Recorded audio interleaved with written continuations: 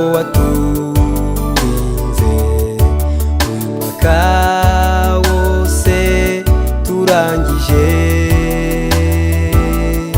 Twahuye na byinshi bibabaza imitima yacu, ariko muraturengera.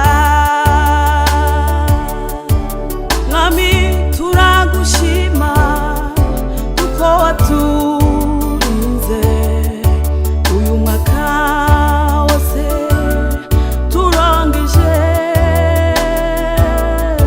Twahuye na byinshi bibabaza imitima yacu, ariko muraturengera.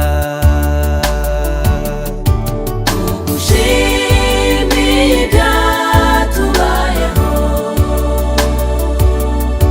tukuragije n'ibiri imbere. Tugushimiye ibyatubayeho,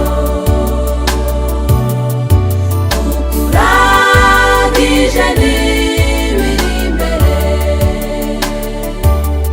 Utwongerera imbaraga muri uyu mwaka dutangiye, utwongerera imbaraga muri uyu mwaka dutangiye.